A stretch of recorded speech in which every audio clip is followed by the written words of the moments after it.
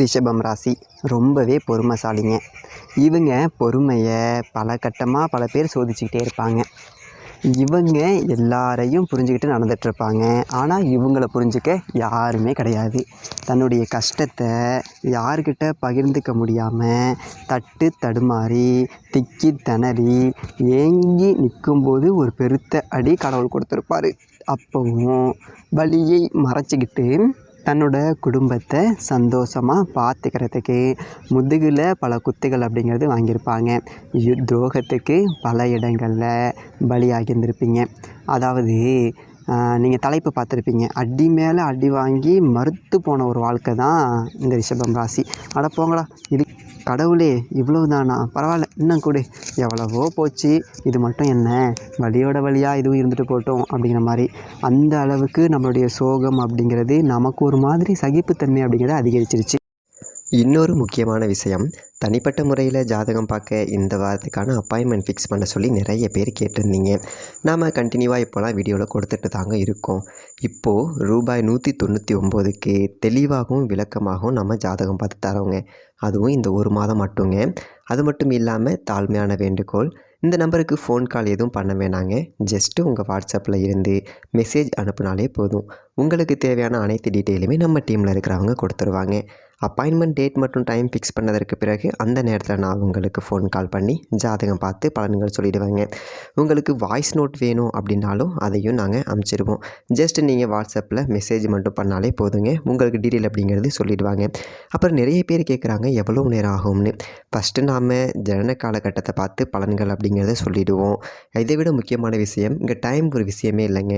உங்களுடைய கேள்விகள் பதில்கள், உங்களுடைய கேள்விகளாக இருக்குங்கள்ல, சந்தேகங்கள் கேள்விகள், இது எல்லாத்தையும் சொல்கிறதுக்கே நம்ம நிறைய டைம் எடுத்துக்கும். 30 நிமிஷத்துக்கு மேலே கூட பரவாயில்ல, 1 ஹவர் ஆனாலும் பரவாயில்ல, உங்களுக்கு தெளிவாக புரிகிற வரைக்கும் நாங்கள் ஜாதகத்தை கிளியராக சொல்லிவிடுவோங்க. இதை தாண்டி நம்ம எப்படி ஜாதகம் பார்க்குறோம் அப்படின்னா, முதல்ல ஜனன காலகட்டத்தின் அடிப்படையில் பொதுவான பலன்கள் அப்படிங்கிறத சொல்லிவிடுவோம். அதற்கப்புறமா இப்போ இருக்கக்கூடிய கிரகங்கள் அடிப்படையில் இப்போதைக்கு உள்ள சூழ்நிலைகளும் தசாபுக்திகளின் அடிப்படையில் எதிர்காலத்தை வச்சு நம்ம கணித்து சொல்லிடலாங்க.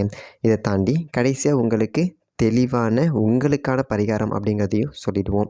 இதில் இருந்தே உங்களுக்கு எல்லா டீட்டெயிலும் கிடச்சிரும். கடைசியில் ஜாதகம் இல்லைனாலும் ஜஸ்ட்டு பிறந்த தேதி நேரம் பிறந்த இடம் மட்டும் சொன்னாலே போதுங்க, நாங்கள் உங்களுக்கு ஜாதகம் பார்த்து பலன்கள்ங்கிறது சொல்லிவிடுவோங்க.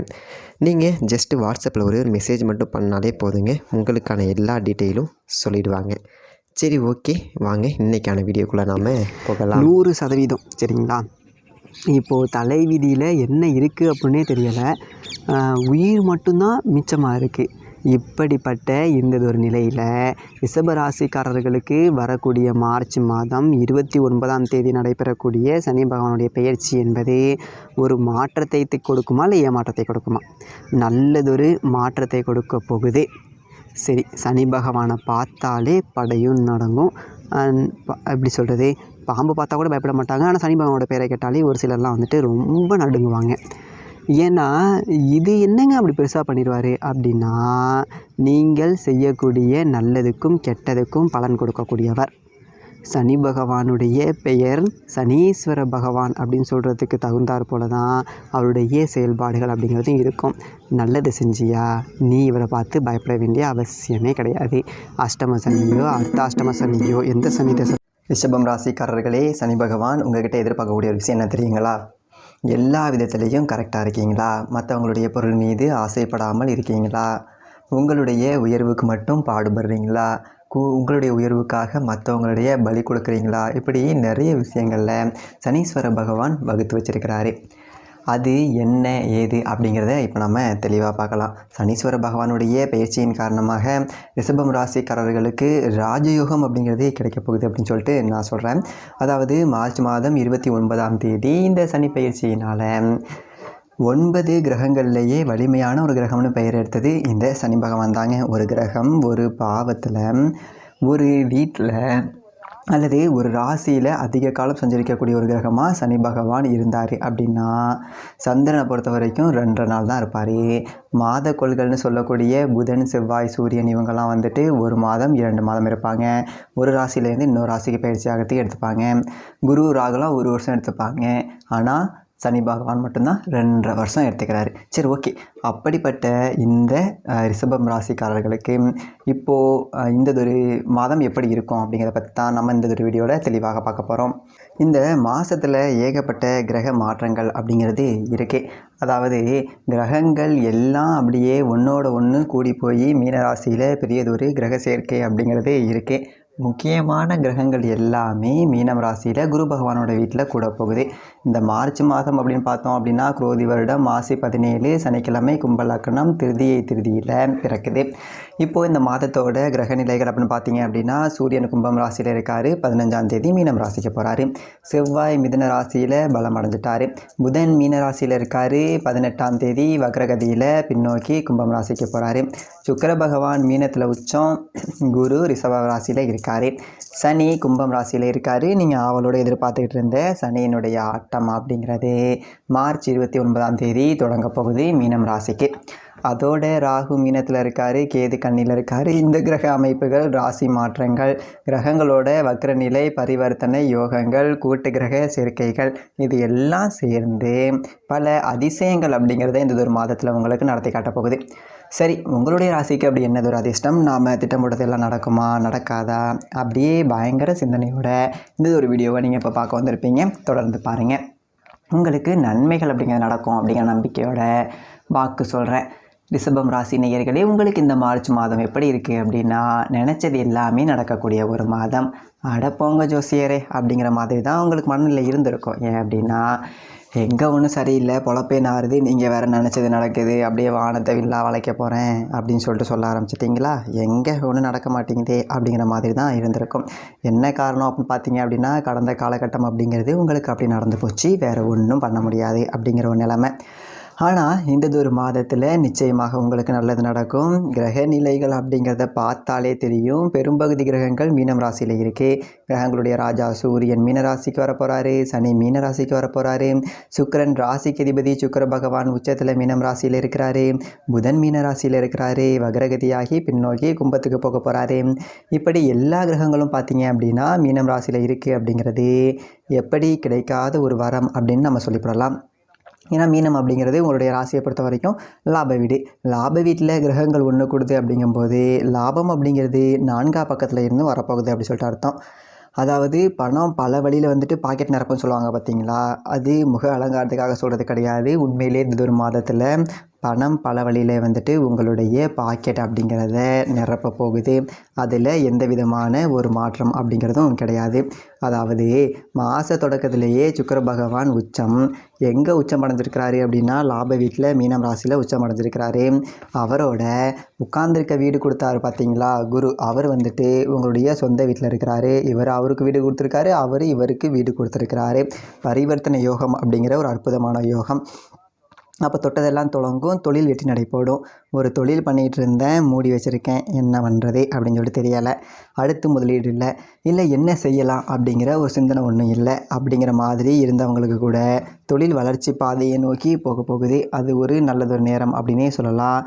அதனால் சொந்த தொழில் செய்கிறவங்க சும்மா நாச்சுக்கும் கடையை திறந்து உட்காருங்க. கண்டிப்பாக ஏதாவது ஒரு வாய்ப்பு அப்படிங்கிறது உங்களுக்கு தேடிட்டு வரும். கடையில் சரக்கே இல்லை, வெறும் கடையை திறந்து வச்சுட்டு இருந்தேன், என்ன பண்ணுறது ஜோசியரே அப்படி சொல்லிட்டு நினைக்கலாம். நீங்கள் திறங்க, உங்களுக்கு தொழில் வாய்ப்பு அப்படிங்கிறது தானாக தேடிட்டு வரும். அதே மாதிரி வேலை இல்லாதவர்களுக்கு வேலை தேடி வரும். யாராவது ஒருத்தவங்க ஃபோன் பண்ணி சிங்கப்பூரில் ஒரு வேலை இருக்குது வரியா அப்படின்னு சொல்லுவாங்க. பாட்டேன் முப்பாட்டேன் ஏதோ ஒரு வழி, ஏதோ விட்டு கூட சொந்தம்லாம் உங்களை தேடி வந்துட்டு நமக்கு வாய்ப்பு கிடைக்கும். அதே மாதிரி நண்பன் ஒருத்தன் இருப்பான், ஏதோ வெளிநாட்டில் வேலை செய்வான், திடீர்னு ஒரு ஃபோன் வரும், நல்லா இருக்கியா, எங்கே இருக்க, ரைட்டு ஓகே, உன்னெல்லாம் பார்த்து எவ்வளோ வருஷமாச்சு அப்படின்னு சொல்லிட்டு அவங்க பேசிகிட்டு இருக்கும்போதே என்னோடய கம்பெனியில் ஒரு வேலை இருக்குது, நான் விசா போடுறேன் வா அப்படி சொல்லுவாங்க. திக்குமுக்காட வைக்கக்கூடிய தொலைதூர தகவல்கள் அப்படிங்கிறதே நமக்கு தேடி வந்துக்கிட்டே இருக்கும். அப்படியே ஆச்சரியம் அப்படிங்கிறத கொடுக்கும்.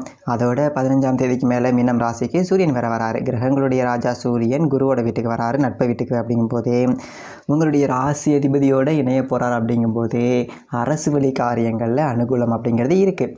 அரசாங்கத்தில் ஒரு டெம்பரவரியாக வேலை செஞ்சுக்கிட்டு இருக்கேன், பர்மனெண்ட் வேலைக்கு முயற்சி செய்யணும் அப்படின்னு நினச்சிட்டு இருந்தீங்க அப்படின்னா முயற்சி செய்யுங்க, விட்டுறாதீங்க. யாரோ ஒரு அதிகாரியை பார்த்து தொந்தரவு கொடுங்க, ஐயா இத்தனை வருஷமாக அப்படி இருக்கேன், எனக்கு ஒரு வேலை கொடுங்க, தெரியாதுங்கய்யா, ஏதாவது பண்ணி பேசி வார்த்தை ஜாலத்தை பிடிங்க. அந்தளவுக்கு உங்களுக்கு அந்த வார்த்தைகளில் நிதானம் அப்படிங்கிறது இந்த ஒரு மாதத்தில் ரொம்ப பேசுங்க. ஒரு அதிகாரியை பாரு, அரசியல்வாதியை பாரு, யாரு கையோ காலையோ பிடிச்சி நீ முயற்சி அப்படிங்கிறத மட்டும் செஞ்சீங்க அப்படின்னா அந்த முயற்சிக்கான வெற்றியை இந்த கிரகங்கள் வந்து உங்களுக்கு கொடுத்துரும். அதுக்காக நான் வீட்டிலே உட்காந்துருக்கேன், என் தொழில் லட்சக்கணக்கில் வரணும் அப்படின்னா அம்மன் ஜல்லி கூட தேராது. முயற்சி உடையார் இகழ்ச்சி அடையார் அப்படிங்கிறத கிரகங்கள் உங்களுக்கு காட்டும். முயற்சி மட்டும் செய்யுங்க, எல்லாமே நலமாக முடியும். அதோட இந்த சுக்கிரன் உச்சத்தில் இருக்கார் அப்படிங்கிறதுனால ஆடு மாடு வளர்க்கக்கூடியவர்களுக்கு பெரியதொரு லாபம் அப்படிங்கிறது இருக்கும். நீங்கள் கேள்விப்பட்டிருக்கே மாட்டீங்க, பசு 2 கன்று போட்டுச்சு அப்படிங்கிற அமைப்பெலாம் உங்களுக்கு கிடைக்கும். அந்த மாதிரி கால்நடை ஆடு கோழி எது வளர்த்தாலும் சரி அதில் லாபம் அப்படிங்கிறது ரொம்ப நல்லாயிருக்கும். நிறைய பட்டி பெறுகிறதையும் உங்களால் கண்கூடாக பார்க்க முடியும். அதே மாதிரி வேலை இல்லாதவர்களுக்கு வேலை கிடைக்கும். ஒரு இடத்துல வேலை செஞ்சுக்கிட்டு இருக்கேன், நல்லதொரு சம்பளம் வரல, எனக்கு இந்த வேலையை பிடிக்கல, வேறு வேலைக்கு போகலான் இருக்கேன் அப்படிங்கிறவங்களுக்கு கூட திடீர்னு ப்ரொமோஷன் கொடுப்பாங்க.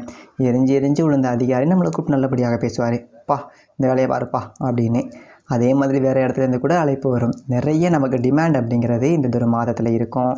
ஏன்னா மொத்த கிரகமும் லாப வீட்டில் கூடியிருக்கு. அதோட பத்தாது அப்படின்னு சனி உங்களுடைய ராசிக்கு லாப வீட்டுக்கு போகிறார். மார்ச் 29 சனி விளையாடல், குரு விளையாடல் பார்த்துருப்பீங்க. சனி விளையாடல் அப்படிங்கிறது பார்த்துருக்க மாட்டீங்க. சனி லாப வீட்டுக்கு வந்தால் கொட்டி கொடுக்க போகிறார். இப்போ 10ல் சனி இருக்கார், அதனால தொழிலில் கொஞ்சம் முடங்கி கிடைக்க வச்சுருக்காரு. ஆனால் லாப வீட்டுக்கு போகும்போது இருக்கிற தொழிலை தூக்கி போட்டுட்டு வேறு தொழில் தொடங்கி நடத்தினா கூட அதில் நீங்கள் உச்சத்தை தொடக்கூடிய ஒரு அமைப்பு அப்படிங்கிறது இருக்குது. குரு கொடுத்தா சனி தடுப்பார், ராகு கொடுத்தா சனி தடுப்பார், யார் கொடுத்தாலும் சனி தடுப்பார், சனி கொடுத்தால் யார் தடுப்பார் அப்படிங்கிறத நாம் 1க்கு 2 யோசித்து பார்த்துக்கலாம். சனி அப்படிங்கிறவர் அற்புதமான ஒரு யோக பலன்கள் அப்படிங்கிறத உங்களுக்கு அள்ளி கொடுப்பார். அதனால் கவலைப்பட தேவையில்லை. அதோட உங்களுடைய ராசிக்கு 2வது வீட்டில் செவ்வாய் இருக்கார். வார்த்தையில் கோபத்தை குறைச்சிடணும். எதாக இருந்தாலும் சல்லுப்புள்ளுன்னு எரிஞ்சு வைப்பார். 2ல் செவ்வாய் உட்காந்துட்டு வாக்குஸ்தானம் இல்லைங்களா, கடுமையாக பேச வைப்பார். அதனால் உறவுகள் கெட்டு போகிற ஒரு வாய்ப்பு இருக்குது. வார்த்தையில் கவனமாக இருக்கணும். அதனால் நமக்கு அதீத துணிச்சல் அப்படிங்கிறது இருக்கும். குறிப்பாக பார்த்தீங்க அப்படின்னா நெருப்பு மின்சாரம் சம்மந்தமான ஒரு விவகாரங்கள் இதெல்லாம் வருமானம் கிடைக்கலாம். ஒரு வெல்டிங் பற்ற வச்சுருக்கேன், இல்லை நெருப்பு சார்ந்த ஒரு தொழில், மின்சாரம் சார்ந்த ஒரு தொழில் செய்கிறேன் அப்படிங்கிறவங்களுக்கெல்லாம் நல்லதொரு லாபம் அப்படிங்கிறது இருக்கும். அதே மாதிரி ராசிக்குள்ளே இருக்கக்கூடிய குருவோட பார்வை அப்படிங்கிறது 5, 7, 9 இந்த இடத்துல விழுகுது. இந்த இடங்கள் எல்லாமே புனிதமடைகிறதுனால குருவும் நன்மையை செய்வார். சனி உங்களுக்கு நல்லது செய்ய தொடர்ச்சியாக வந்துக்கிட்டே இருக்கார். அதனால் நீங்கள் கவலைப்பட தேவையில்லை. இந்த மாதத்தோட கடைசியில், அதாவது மார்ச் 29 சனியும் ராகும் ஒன்று கூட போகிறாங்க. ராகு வீட்டில் இந்த ஒரு வீட்டில் நம்ம கொஞ்சம் கவனமாக இருந்துக்கணும். இந்த தனி வீடியோ போகிறோம். சுருக்கமாக சொல்லணும் அப்படின்னா லாப வீட்டில் ராகு இருக்கும்போது சில குறுக்கோளில் பணம் சம்பாதிக்கக்கூடிய ஒரு யோசனையெல்லாம் கொடுப்பாரு. அதே இடத்துல சனி போகிறார் அப்படிங்கும்போது சனி உங்களுடைய சொந்த ராசியையும் பார்ப்பார். சனி நீதிக்காரகன். நேர்மையாக மட்டும்தான் உழைக்கணும், நேர்மையாக மட்டும்தான் சம்பாதிக்கணும். அந்த ஒரு விஷயத்தில் கவனமாக இருங்க. சட்டவிரோத செயல்கள் எதுலேயுமே ஈடுபட வேண்டாம். அதற்கான வாய்ப்பு நம்மளை தேடிக்கிட்டு வரும். ஒரு லஞ்ச பணம் கொண்டாந்து கொடுப்பாங்க, அதையெல்லாம் தவிர்த்துட்டு எவ்வளவு தான் வறுமையாக இருந்தாலும் வறுமையிலும் நேர்மை அப்படிங்கிறத கடைப்பிடிங்க. லாப வீட்டுக்கு வரக்கூடிய சனி எவ்வளோ ஒரு வறுமையில் இருந்தாலும் உங்களை பணக்காரராக்கி காட்டுவார். நம்புங்க. ரிஷபம் ராசிக்காரர்களுக்கு நல்லதாகவே நடக்கும். அதை விட முக்கியமானது, இப்போ சனீஸ்வர பகவானை பற்றி பேசுகிறோம் அப்படின்னா முக்கியமான 2 விஷயம். ஒன்று, அவர் கர்மகாரகன், இன்னொன்று ஸ்லோவாக செயல்படுவார்.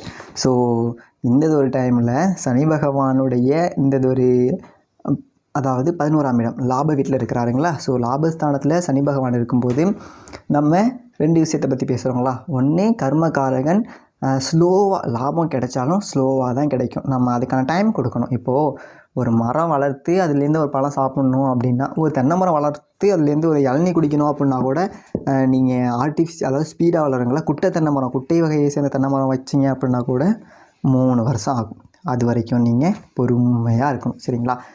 அதனால் காலம் தன்னுடைய வேலையை செய்வதற்கு கூட நீங்கள் சிறிது காலத்திற்கு காலம் கொடுக்க வேண்டும். உங்களுக்கு புரிஞ்சிருக்கும் அப்படி சொல்லி நினைக்கிறேன், சரிங்களா. அதனால் சனி பகவான் பொறுமையாகவும் கர்மக்காரங்களாகவும் இருக்கிறதுனால எல்லாம் அவங்க நல்லதுன்னு செய்யக்கூடிய இடத்துல தான் சனி பகவானே இருக்கார். அதான் மற்ற யார் கொடுத்தாலும் தடுக்கக்கூடிய சனி பகவானே கொடுக்குறாரு அப்படின்னா யார் தடுக்க முடியும்? ஈஸ்வரம் பட்டம் பெற்ற ஒரே ஒரு கிரகம்னா அது சனீஸ்வர பகவான் மட்டும்தான். ஈஸ்வரன் அப்படிங்கிறது முழுக்க முழுக்க சிவனுக்கு மட்டும்தான் கொடுப்பாங்க. ஆனால் ஒரு கிரகத்துக்கு ஈஸ்வர பட்டம் கொடுத்துருக்காங்க அப்படின்னா அவர் எப்பேற்பட்ட ஒரு கிரகமாக இருப்பார். சரிங்களா? ஸோ இந்த ஒரு சனி பயிற்சி அப்படிங்கிறது முழுக்க முழுக்க உங்களுக்கு நல்லதாகவே அமையும். அதை தாண்டி உங்களுக்கு தனிப்பட்ட முறையில் ஜாதகம் பார்க்கணும் அப்படின்னா மறக்காமல் கீழே இருக்க நம்பருக்கு கான்டாக்ட் பண்ணுங்கள். ஏன்னா இப்போ சொல்லியிருக்கிறது எல்லாமே கோட்சார பலன்கள். கோட்சார பலன்கள்ங்கிறது ஒரு 25% பலன்கள் அப்படிங்கிறது தான் கிடைக்கும். ஆனால் தசாபுக்தி பலன்கள் அப்படிங்கிறது 75% உங்களுக்கு அக்யூரஸாக இருக்கும். சரிங்களா? சரி, ஓகே. உங்களுக்கு பர்சனலாக ஜாதகம் பார்க்கணும் அப்படின்னா கீழே இருக்க நம்பருக்கு கான்டாக்ட் பண்ணுங்கள். இதே மாதிரி நல்ல வீடியோ பார்ப்போம். நன்றி, வணக்கம்.